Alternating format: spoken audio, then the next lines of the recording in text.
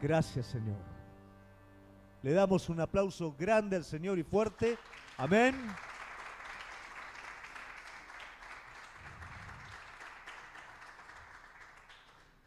Él lo merece. Podemos tomar nuestros asientos y agradecemos todo lo que nuestro Señor es. Cada vez que cantamos, cada vez que adoramos, estamos proclamando lo que es Dios, y eso es culto. Ese es el fruto de nuestros labios, que confiesa el nombre del Señor, que exalta sus atributos, su poder, todo lo que hace y lo que va a estar haciendo en la vida de cada uno de nosotros. ¿Qué buscamos del Señor sino que ese fuego realmente se encienda? Mientras estábamos adorando, yo recordaba la vida de Zaqueo, recordaba la vida de esta mujer prostituta. Ninguno de ellos tenía problema económico. Ellos tenían el problema más grande, que es el problema que todo ser humano tiene, y es el problema que está en el corazón. Ellos tenían todo lo que querían, lo que necesitaban, pero lo más importante no lo tenían y estaban desesperados. Tan desesperado como para subir arriba de un árbol y verlo pasar a Jesús, tan desesperado como para irrumpir en un lugar y, pese a la fama que esta mujer tenía, ir a los pies de esos religiosos para que el Señor pudiera tocar su vida. Ellos necesitaban a Jesucristo en sus corazones. Vos y yo necesitamos a Cristo en nuestro corazón, el mundo entero necesita a Jesucristo. Hay un montón de necesidades, sí es cierto, pero la más importante de todas es Cristo en nuestro corazón. Amén. ¿Y qué es lo que hace Cristo en nuestro corazón? Edifica tu vida. ¿Qué necesitas vos? Vos necesitas lo mismo que necesito yo, carácter espiritual. No se puede edificar sin carácter. No podemos edificar una familia sin carácter. No podemos edificar una economía sin carácter. No podemos edificar sin carácter. Pero a veces no entendemos cuando viene la mano del Señor, cuando viene el Espíritu Santo y empieza a hacer ese trabajo adentro nuestro. Empezamos a los saltos y empezamos, ¿no? Pero ahí es donde Dios está haciendo el milagro, la obra más grande. Te está llevando a un lugar a donde vos solo no podés ir. Estamos viendo en estos días pasados algo que tiene mucho que ver con carácter. Porque cuando vemos la vida de este hombre de Dios, a ver si me dice quién es. Cuando vemos la vida de Noemías, que en este tiempo está siendo nuestro héroe de la fe, estamos viendo carácter. Estamos viendo que toda la edificación del pueblo de Dios, toda la edificación de Jerusalén, luego de haber quedado devastada completamente, no es ni más ni menos que una representación de lo que es nuestra vida, de lo que muchas veces fue la iglesia a lo largo de la historia. Hay veces que el enemigo vino sobre tu vida, vino sobre la iglesia y la devastó. Como el pueblo de Dios que quedó cautivo 70 años en Babilonia, a punto de perderlo absolutamente todo. Pero sin darse cuenta, el pueblo estaba siendo corregido divinamente por la mano de un Padre amoroso, como vos y yo a menudo somos corregidos por un Dios que nos ama. Y aunque a veces vemos que alrededor nuestro pareciera que todo es despojo, que todo es escombro, que hubo una devastación en nuestra vida, Él está obrando y Él va a hacer, como hizo con su pueblo, que todo vuelva nuevamente a ser como antes. De esa manera, aunque parecía imposible, el Señor saca de Babilonia a su pueblo, reconstruyen el templo, reconstruyen los muros, reconstruyen la ciudad, vuelve, y hoy vamos a ver algo muy especial. En el capítulo 13 vamos a ver la corona que el Señor pone sobre ese pueblo. Lleva junto con su hombre, su héroe de la fe, a ese pueblo a un avivamiento espiritual. Y eso es lo que vos y yo necesitamos. Un avivamiento espiritual. Todo el proceso en el que el Señor saca a su pueblo y vuelve nuevamente a reconstruir Jerusalén empieza por el templo. ¿Qué era el templo? Era el lugar de encuentro con Dios. Era el lugar en donde se hacía el sacrificio, era el lugar en donde estaba la presencia de Dios, era el lugar en donde el hombre se arrepentía. El templo había quedado completamente devastado. Ellos en Babilonia no sabían lo que era el templo, pero ahora el Señor permite que se reconstruya el templo. Tienen sus problemas, porque demoran un poquito en construir el templo, se dedican un poco a lo suyo, después hay escasez en su vida, una palabra de Dios a través de un profeta les muestra que el problema es que el templo fue descuidado y luego del abandono del templo, ¿qué pasa? Vuelven a reconstruirlo nuevamente. ¿Qué es el templo y qué representa el templo? El templo representa nuestra relación con Dios. Hablamos algo el día jueves y es que aquellas cosas espirituales generalmente están escondidas detrás de cosas que nosotros podamos identificar de alguna manera. La gente decía, el templo, ahí está el Señor. Pero el Señor no duerme en un templo, no descansa en templos hechos de mano del hombre. Pero de una manera era una referencia para que el hombre lo pudiera entender. Hoy por hoy, a través de la revelación de la palabra de Dios, podemos entender que vos y yo somos templo. Esto no es un templo. Esto antes era un garage. Acá se arreglaban autos. Esto no es un templo. Esto es un lugar en donde nosotros nos juntamos. El templo sos vos. Y el Espíritu Santo de Dios no te espera acá cuando vos llegás, sino que el Espíritu Santo de Dios está adentro tuyo. Y junto con el cuerpo de Cristo se une para dar una alabanza a Dios. Ese es el templo. Pero a veces nos suele pasar lo mismo que le pasó a este pueblo. Descuidamos el templo. ¿De qué manera? Olvidamos el tiempo de búsqueda de Dios. Perdemos nuestra relación con Dios, nos acostumbramos, hacemos de esto un rito, nos vamos olvidando. Pero lo primero que era necesario para que el pueblo volviera nuevamente a su cauce era restaurar ese lugar de encuentro con Dios. Yo no sé hoy cómo está tu vida, pero sí te hago una pregunta. ¿Cómo está tu templo? ¿Cómo está tu relación con Dios? ¿Cómo está tu búsqueda de Dios? Porque seguramente va a haber una relación entre una cosa y la otra. Otra cosa que hace este hombre es levantar los muros, que como ya dijimos, los muros no son ni más ni menos o representan el carácter espiritual. Puedo tener una relación con Dios, puedo estar orando, puedo estar estudiando, pero si yo no hago que la palabra entre en mi vida, no practico la palabra de Dios, no lo sigo a Él, no obedezco la dirección del Espíritu Santo, mis muros, mi carácter no se levantan, no se desarrollan y fácilmente el enemigo tiene entrada. Y luego aparece algo que no vimos todavía, tampoco lo vamos a ver hoy, lo vamos a ver el sábado que viene. Y está en los últimos capítulos, en el 10, en el 11. ¿Qué es lo que pasa? El templo está funcionando, hay comunión con Dios. Los muros se levantaron, hay carácter, pero faltaba gente. Y en una suerte de sorteo, muchas personas comienzan a llegar y a vivir en Jerusalén. Porque el propósito de Dios está compuesto por una relación con Él, está compuesto por un carácter espiritual, pero es necesario que la gente forme parte de todo ese propósito que Dios quiere hacer. Cuando el Señor le muestra a Abraham la bendición que le iba a dar, le muestra todas las estrellas del cielo y lo compara con la arena del mar, hablando de toda la gente que iba a conocer al Señor. La ciudad estaba armada, el templo estaba funcionando, pero había poca gente. Y era necesario para todo, para poner en funcionamiento todo el propósito, que el pueblo de Dios se agregara. Hoy es lo mismo. No vamos a buscar gente para que ocupe lugares.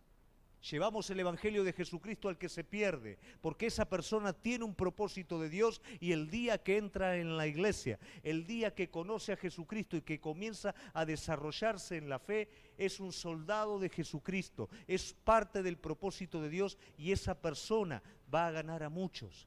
Yo recuerdo cuando recién comencé, al poquito tiempo, días solamente de haber conocido al Señor, ya había comenzado a traer gente a los pies de Cristo, porque el fuego se había encendido adentro mío y yo de alguna manera lo tenía que compartir. Todo esto formaba el propósito de Dios, el templo funcionando, las paredes levantadas, la gente.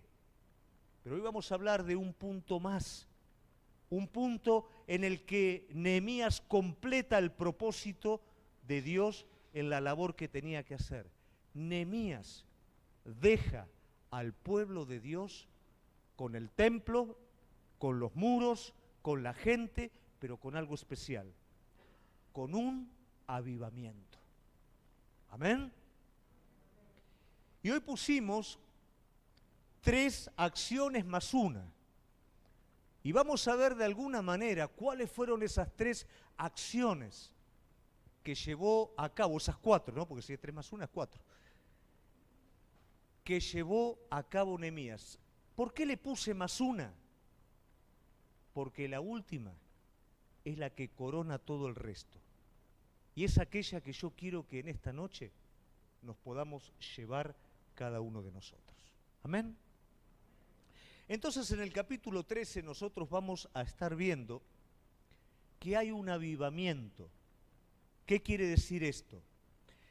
La palabra avivamiento y reforma, ¿les es familiar? ¿Lo escucharon muchas veces? Un avivamiento es una reacción a algo que está dormido. Y una reforma es un volver de nuevo al cauce que tiene que ser, porque hay algo que se desvió, hay algo que se apagó. Nehemías lleva a cabo una reforma y lleva a cabo un avivamiento. ¿Por qué? Porque el pueblo de Dios se había desviado nuevamente y se había dormido. Y en este avivamiento sucede algo especial. Todo avivamiento ¿con qué comienza? Con la oración, con la búsqueda de Dios y con la palabra de Dios. Y lo que hace Nehemías es leer la palabra de Dios, y la palabra de Dios hace que el pueblo tome conciencia. ¿Cuál es la función de la palabra de Dios? Que cada uno de nosotros tomemos conciencia de 2 cosas. Primero, de nosotros mismos. Mientras no conocemos a Dios, demandamos delante de Dios, que Dios haga esto, que Dios haga lo otro, ¿por qué Dios no hace? Pero cuando la palabra de Dios es pronunciada, nosotros nos conocemos a nosotros mismos y nos damos cuenta qué lejos estamos de lo que Dios quiere. Pero también la palabra de Dios nos muestra, como le mostró al pueblo, que cerca está Dios de nosotros. Cuánta misericordia tiene Dios para la vida de cada uno de nosotros. Cuán grandes propósitos Dios quiere hacer. Entonces estas 2 cosas se juntan en el momento de un avivamiento. La conciencia de mi estado, pero también la conciencia de quién es Dios. Cada vez que vos y yo entendemos que Dios se hizo hombre, que caminó al lado del hombre, que compartió el frío, el desprecio, la soledad, que se entregó en una cruz, que sufrió lo más grande que era para para Jesucristo, separarse de la comunión con el Padre por amor a vos y por amor a mí, cargando todos nuestros pecados y nuestras maldades. Todo, y cuando digo todo es todo, presente, pasado y futuro, sobre su vida. ¿Qué pasa dentro tuyo? ¡Wow! ¿Esto es lo que hizo Dios por mí? ¿Esto es Dios? No es un amuleto que me concede los caprichos. No es un Dios tirano que me mata si yo peco. Es un Padre de amor que entiende que somos barro y que hace una obra para que, como barro, podamos tomar la forma que el alfarero nos dio desde la eternidad. Entonces, cuando yo entiendo y comprendo en lo profundo de mi corazón esto, se rompe todo espíritu religioso y comienza a haber un avivamiento. Pedro conocía todo lo que era Dios, lo que era la ley y todo, pero Pedro, cada vez que iba a tirar las redes y todo, vos imaginate lo que hacía un hombre que lavaba las redes todo el día, que remaba hasta el centro del mar, que tiraba las redes y no sacaba nada. Imagínate las palabritas, ¿no?, que saldrían de la boca de él. Y encima que no sacaba nada, por ahí 2 pescaditos nada más que sacó. ¿Quién lo estaba esperando? El publicano ahí para cobrarle el impuesto. ¿Qué sacaste? 2 pescaditos, déjame 1. Imagínate Pedro, ¿no? Pero un día el Señor se sentó en la barca de Pedro y fue con Pedro mar adentro, Y Pedro hizo una pesca como jamás en su vida había hecho. ¿Y qué fue lo primero que hizo Pedro? Señor, apártate de mí porque soy pecador. Ahí comenzó el avivamiento en este hombre de Dios, dándose cuenta lo que era, pero dándose cuenta quién estaba delante de él. Y eso es lo que Dios quiere hacer a través de su Hijo en medio nuestro. Revelarte quién sos, pero también revelar quién es Él. Entonces vemos que ese primer punto de avivamiento, ¿cuál fue? Conciencia de quién es el Señor y de quién somos nosotros. Eso los llevó a la unidad. El hombre es complicado, por eso vos vas a ver que cada vez que hay un mandamiento tiene que ver con ¿qué? Con la complicación del hombre. ¿Por qué el mandamiento primero es amarás a Dios con todo tu corazón? Porque no amamos a Dios. Y por naturaleza no queremos amar a Dios.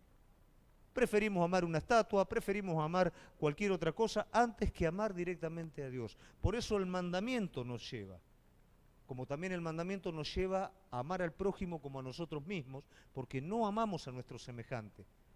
Queremos sacar lo nuestro, queremos sacar nuestro provecho, y la realidad es que nos amamos a nosotros antes que a los demás.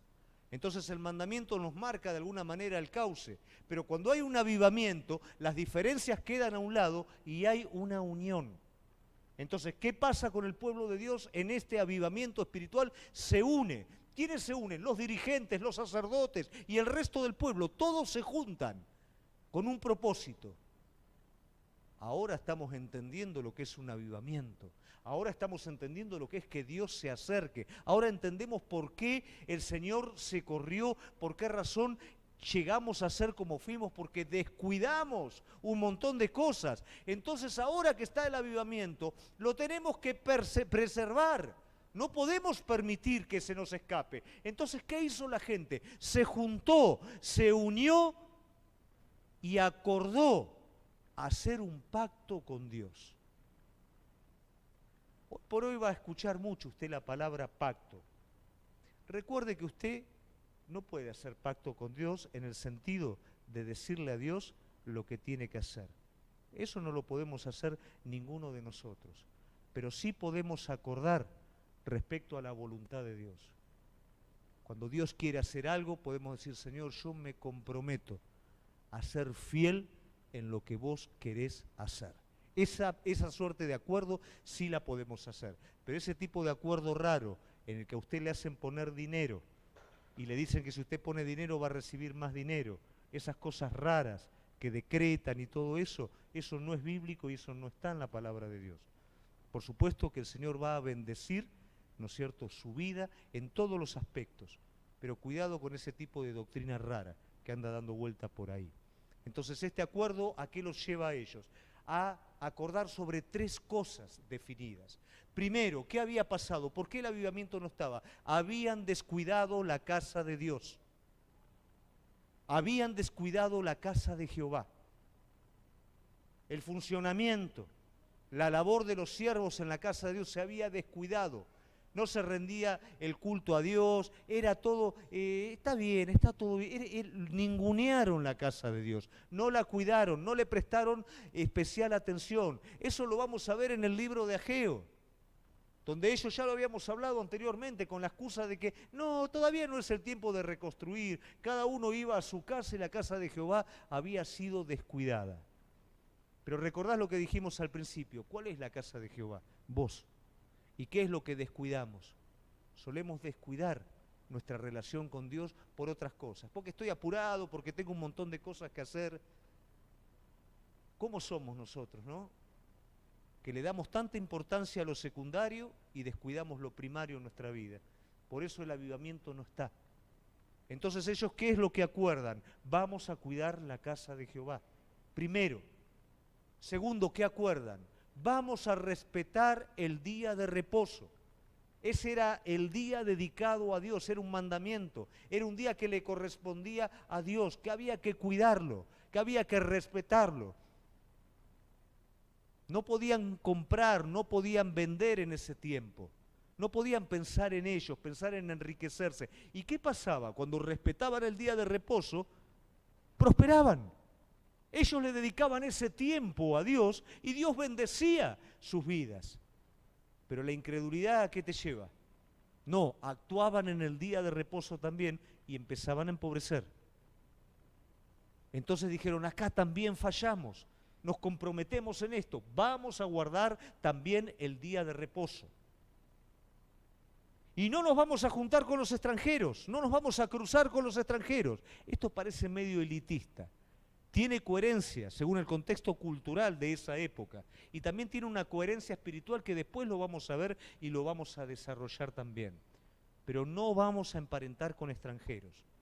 Entonces ellos acordaron que esas cosas no la iban a hacer.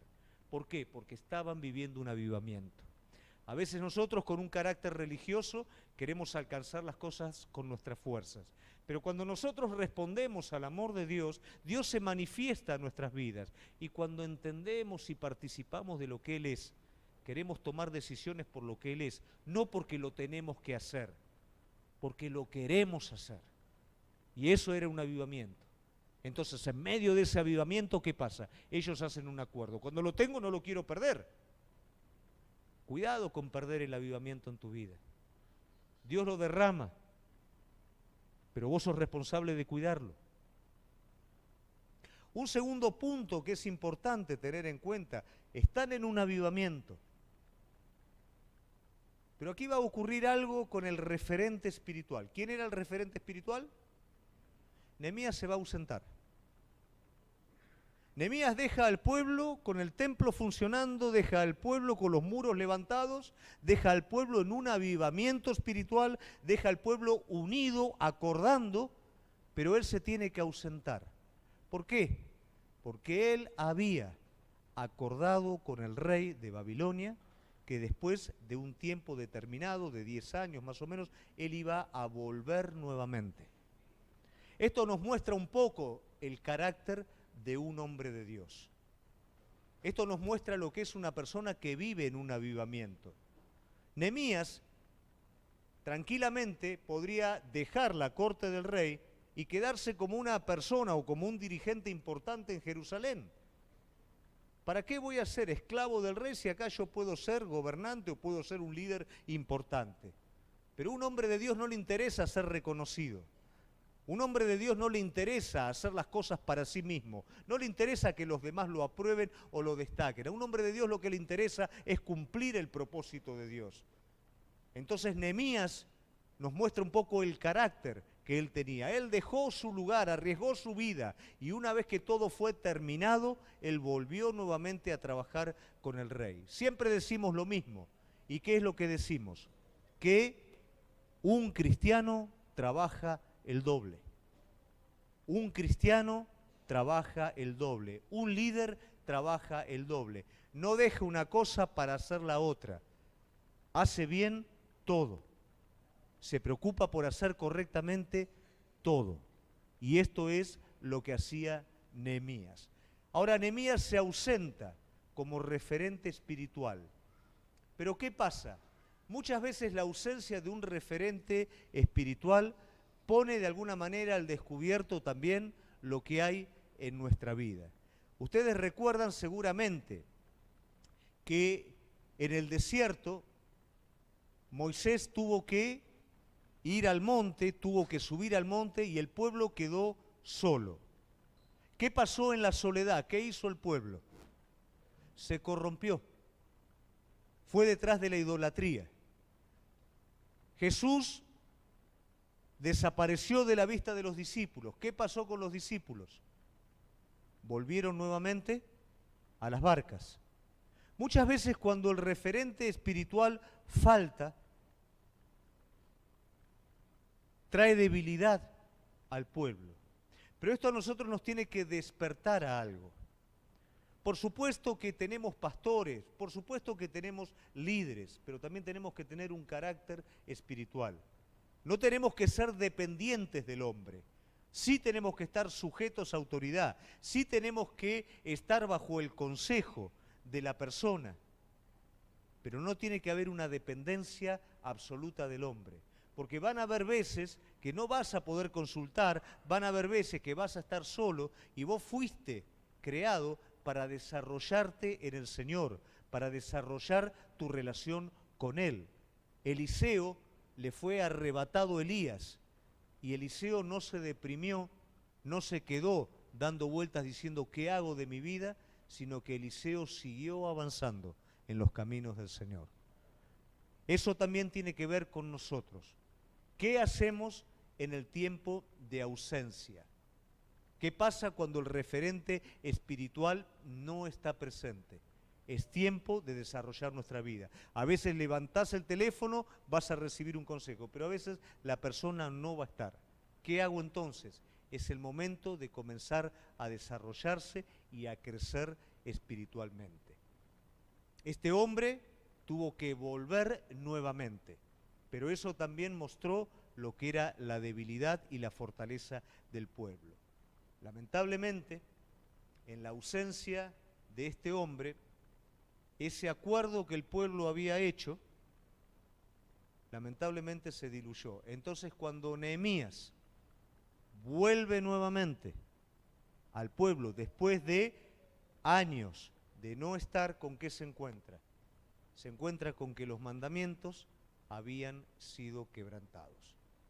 Se encuentra con una realidad espiritual que el pueblo se había apartado de todo lo que acordó. ¿Qué acordó el pueblo? El pueblo acordó cuidar la casa de Dios. La casa de Dios no estaba cuidada. ¿Qué acordó el pueblo? El pueblo acordó guardar el día de reposo. El día de reposo no se estaba guardando. ¿Qué acordó el pueblo? No mezclarse con extranjeros. Se estaban mezclando con extranjeros. Entonces, cuando vuelve nuevamente, después de 12 años, Nehemías ve que el pueblo había vuelto todo de nuevo al principio. ¿Y qué es la desesperación de este hombre de Dios? Que ese avivamiento que fue puntal cuando él se fue, ahora se estaba tornando en muerte espiritual. Y el pueblo nuevamente estaba comenzando a morir espiritualmente. Entonces esto hace que este hombre de Dios tome 3 decisiones categóricas. Hay veces en nuestra vida que cuando vemos que el avivamiento empieza a diluirse en nuestras manos, cuando vemos que lo espiritual está empezando a sufrir, algo tenemos que hacer al respecto. Si nos mantenemos en la indiferencia, si nos mantenemos en la pasividad, ¿qué pasa? El paso siguiente es la muerte espiritual.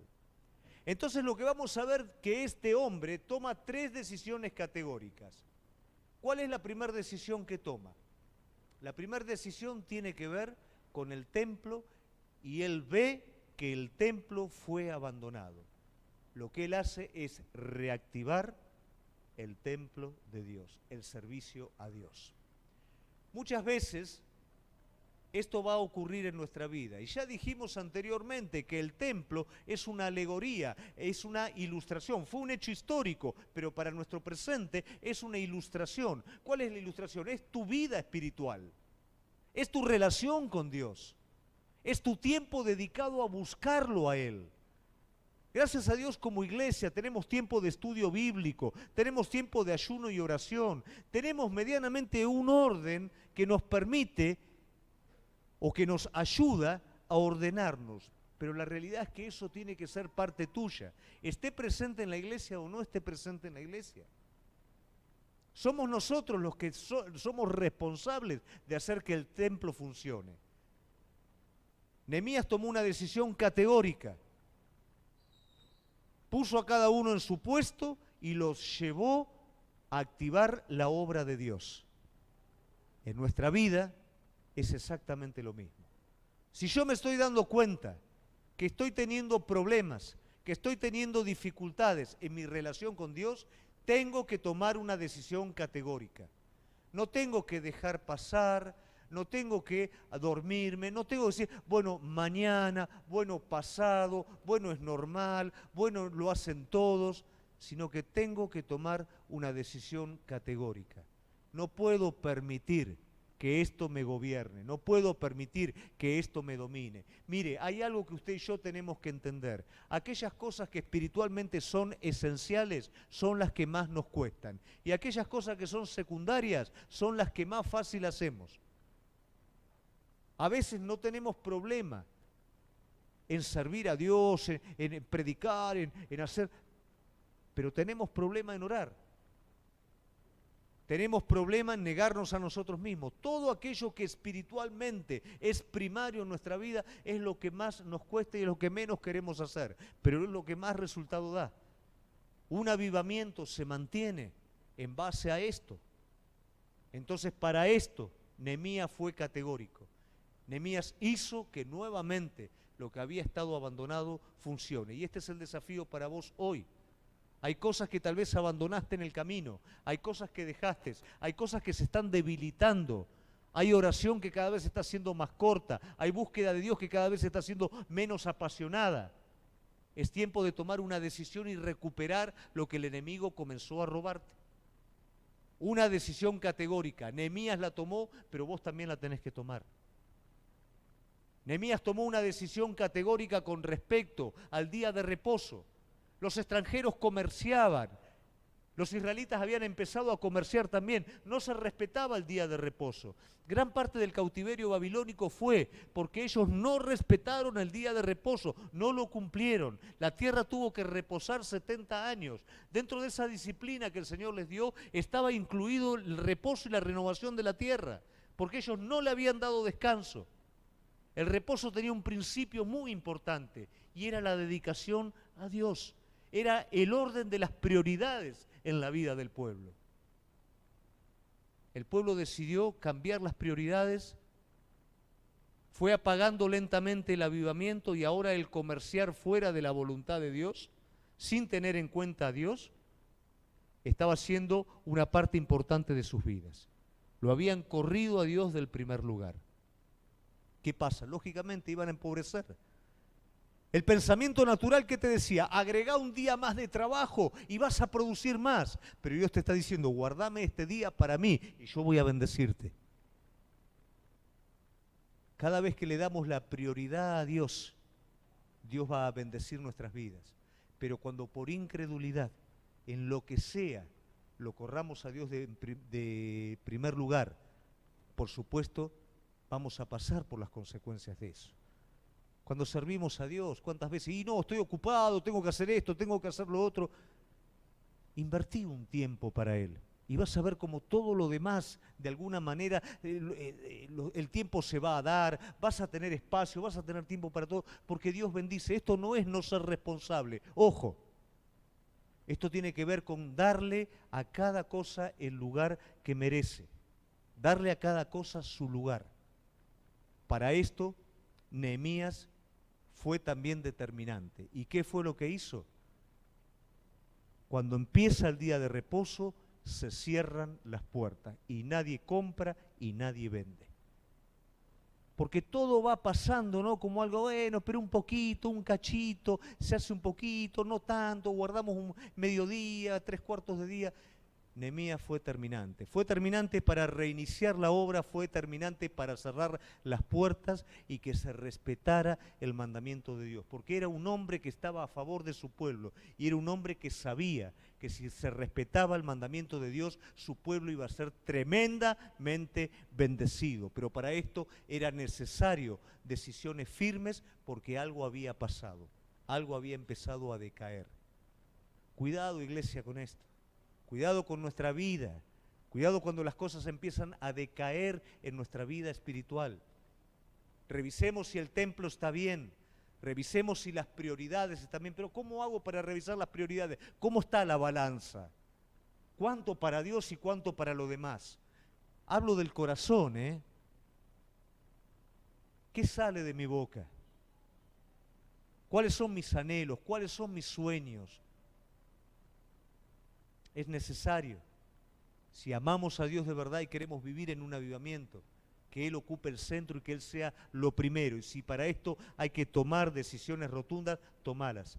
Nehemías la tomó, porque sabía cómo su pueblo iba a ser bendecido. Antes su pueblo cayó en cautiverio por no respetar todo esto. Ahora Nehemías sabía que si el enemigo comenzaba a anestesiarlo, comenzaba a dormirlo, el pueblo nuevamente caería y repetiría el ciclo del pasado. Y también fue terminante, y esta es la parte más fuerte de toda, con respecto a la mezcla, con los extranjeros. Acá Jeremías se enojó, y se enojó mal. Hasta los maldijo. Los agarraba de los pelos. Menos mal que no vivía yo en ese tiempo, ¿no? Lo agarraba de los pelos a la gente, ¿no es cierto? Pero porque vos vas a decir, pero este está loco, se pasó de rosca. No, ¿qué pasa con un padre cuando vos ves que su hijo corre peligro, pero un peligro mal? ¿Qué hace su padre? Se desespera. Hasta capaz que se enoja o lo agarra de los pelos para sacarlo de ahí, ¿no? ¿Por qué? Porque lo que le puede costar la vida eso. Cuando veía esta parte me hacía acordar a Jesús, ¿no? ¿Viste cuando limpia el templo? No te lo imaginás a Jesús, ¿no? Agarrando con un... Pero es que era terrible lo que estaba pasando ahí. Estaban convirtiendo un lugar de unión con Dios, de santidad, de consagración, en cueva de ladrones. Se desesperó el Señor y el celo lo llevó a eso. Pero ¿qué es lo que lo llevó a eso? Ver que estaban como ovejas sin pastor, ver las consecuencias de todo eso. Y esto es lo que hace que Nehemías reaccione de esta manera. ¿Y cuál es la decisión que toma? Basta, sepárense. No pueden estar unidos. Pero bueno, pero no tenemos... Los tiempos cambian, pastor. La cosa está distinta ahora. Él les hizo recordar lo que pasó con Salomón. Cómo Salomón trajo a las mujeres paganas al templo y cómo las mujeres paganas apartaron su corazón. Cómo las mujeres moabitas fueron el medio para que se apartaran del Señor. Y cómo esa mezcla no tenía que ver con un orgullo racial, tenía que ver con un problema espiritual. Cómo hoy nosotros, cuando nuestro corazón se mezcla con lo que no se tiene que mezclar, nuestro espíritu se muere y eso es un problema de vida o muerte. Y alguien que está encendido en el Espíritu de Dios se va a desesperar por eso. Él tomó decisiones categóricas, rotundas, respecto a todo lo que tenía que ver con la muerte espiritual. Eran cosas que parecían insignificantes, pero fueron lo que lo llevó al pueblo en el pasado, a ese punto. Uno como pastor vive experiencias. Y uno ve cuando empieza la gente a declinar espiritualmente. No porque uno sea un superhombre. Dios nos da discernimiento. Tenemos la experiencia de tratar con mucha gente y ver que hay patrones que se repiten continuamente. Y esto es así, dejás de orar, dejás de buscar a Dios, te empezás a enfriar, empezás a cambiar las prioridades, cambiaste las prioridades, te mezclaste, te perdiste. Pero es todo adentro, no me junto con, voy todos los días a la iglesia, no es así, es adentro lo que pasa. Es adentro donde dejo de anhelar estar con Dios. Es adentro donde dejo de que Él sea lo primero. Es adentro donde me empiezo a mezclar y ya me empieza a gustar y empiezo a anhelar y empiezo a querer otra cosa y me voy olvidando y voy perdiendo. Por eso es que Nehemías toma decisiones categóricas. Pero yo te puse 3 acciones más una. Y me guardé la más importante para el final, porque en la decisión más importante es una reacción a la causa, que es la que llevó al pueblo a que dejara el avivamiento y comenzara nuevamente a morir espiritualmente. Entonces sí, ahora te invito a que abras la Biblia, dejamos la cita para el final, ¿viste? Y vamos a ver en el capítulo 13, versículo 4 al 9. Y te vas a sorprender con lo que vas a leer.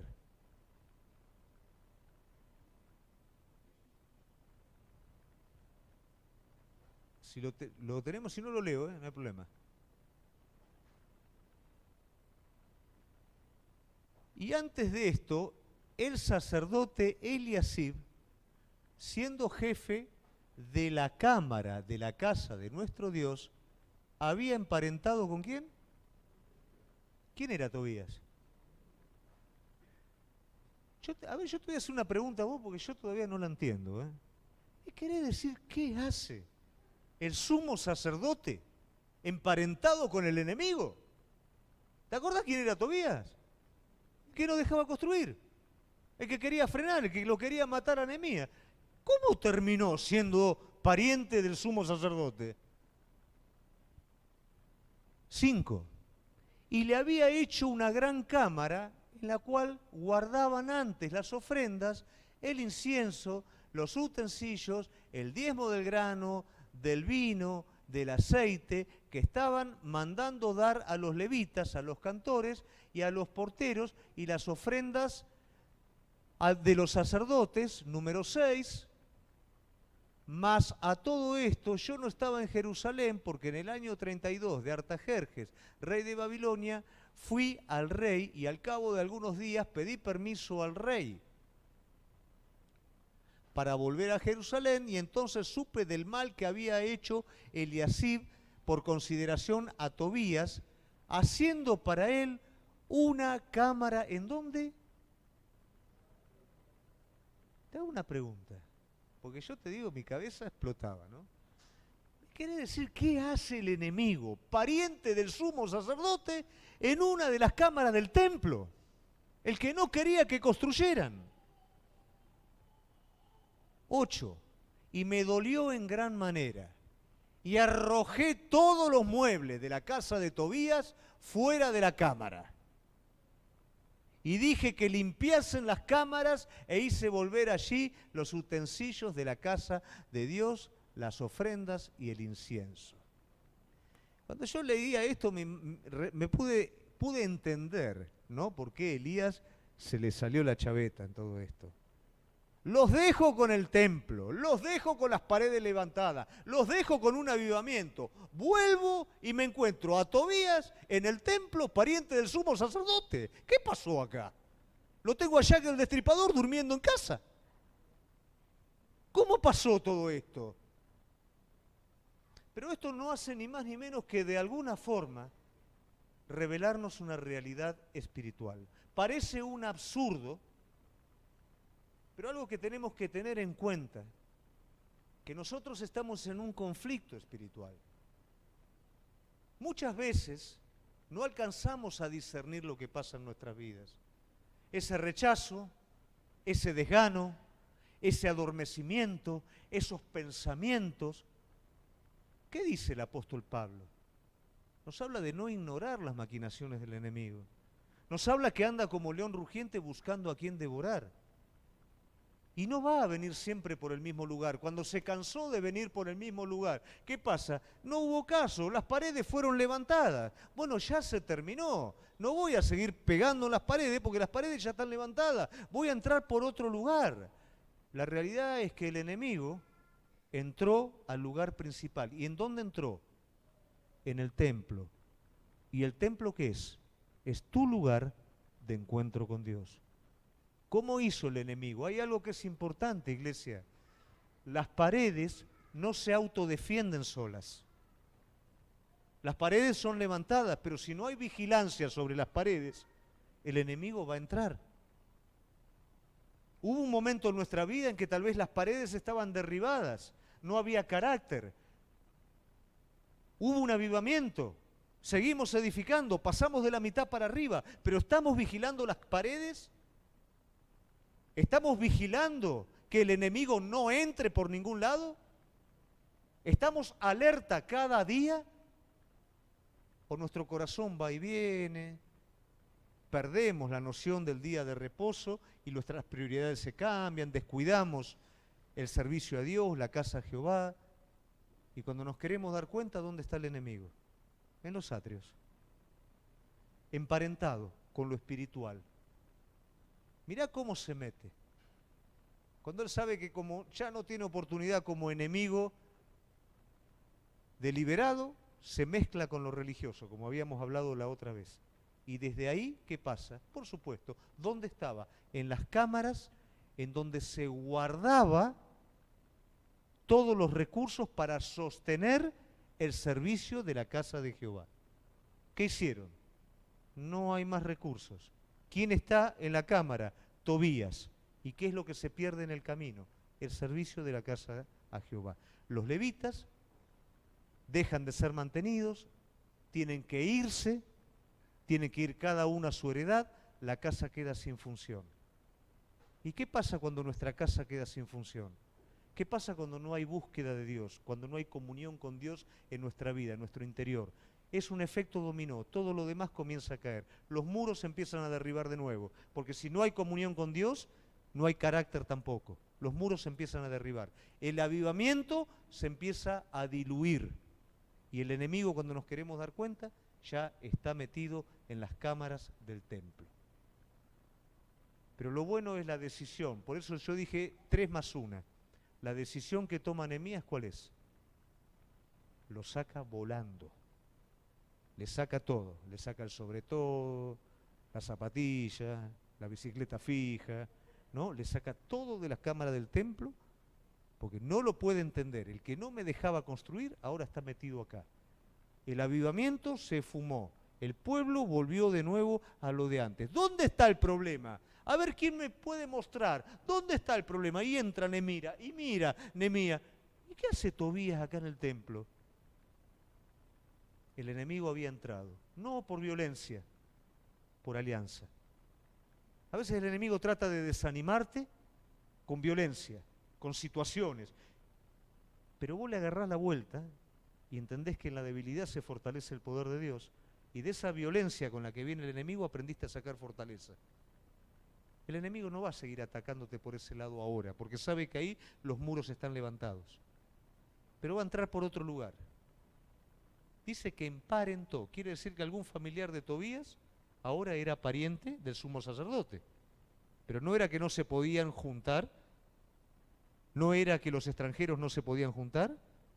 Entonces el sumo sacerdote aceptó emparentar de algún grado con Tobías. Y por supuesto, la influencia del enemigo va desde el sumo sacerdote hasta el resto del pueblo, va desde el templo hasta el resto de las cosas. Y el enemigo va a ir desde las cámaras secretas del corazón de cada uno de nosotros al resto de las cosas. Por eso, ¿qué dice la palabra de Dios? Guarda el corazón, ¿por qué? Porque de él mana la vida. ¿Cuáles son esas cámaras profundas? Nuestro corazón. ¿Qué hay en nuestro corazón? ¿Está compartido? ¿Estoy emparentando con Tobías en mi corazón? ¿Le dejé un atrio, le dejé un lugar para que él esté ahí? ¿No será eso lo que está haciendo que el avivamiento se empiece a diluir en mi vida? Que me esté empezando a faltar ganas, deseos, el querer hacer la voluntad de Dios, el querer estar con todo. ¿No será eso? No hay nada nuevo bajo el sol. El ejemplo de este hombre de Dios se aplica directamente a la vida de cada uno de nosotros. Pero sí hay una realidad. Hay decisiones categóricas que vos y yo tenemos que tomar. Nehemías la tomó. Fue a la primera. Reacomodo el templo. Fue a la segunda. Reacomodo las prioridades. Fue a la tercera. No me mezclo. Pero la más importante de todas era la raíz. El enemigo estaba metido adentro. Yo quiero en esta noche animarte a que puedas explorar bajo la dirección del Espíritu Santo tu corazón y ver si el enemigo, ver si no hay un Tobías en esas cámaras que de alguna manera están robando el avivamiento en tu vida. Pedir al Señor, mostrame, Señor. Capaz que no me di cuenta. Capaz que no entendí, capaz que fue tan sutil todo, pero lo dejé entrar y ahora está acá adentro. Y yo quiero tener un avivamiento, yo quiero crecer, yo quiero avanzar, pero no puedo. Edifico y se me cae. Y cambio el orden. Bueno, entonces capaz que era el día de reposo, cambié. Pero sigo igual. Capaz que era lo del templo, lo cambié, pero sigo igual. Y me despojo de los extranjeros, pero sigo igual, porque Tobías está adentro. Yo quiero invitarte en esta noche a que tomes esa decisión. Las tres, por supuesto, pero la más importante. Sacá de raíz aquello que está ocupando en tu corazón el lugar que no corresponde. Sacá de raíz ese lugar que el enemigo se apropió, que no le corresponde a él. Porque Dios te llamó a vivir en un avivamiento. Dios te llamó a vivir con el templo levantado, con las paredes levantadas. Dios te llamó a vivir en esta plenitud. No tiene por qué haber un Tobías en tu vida que robe. Yo te invito a ponerte de pie.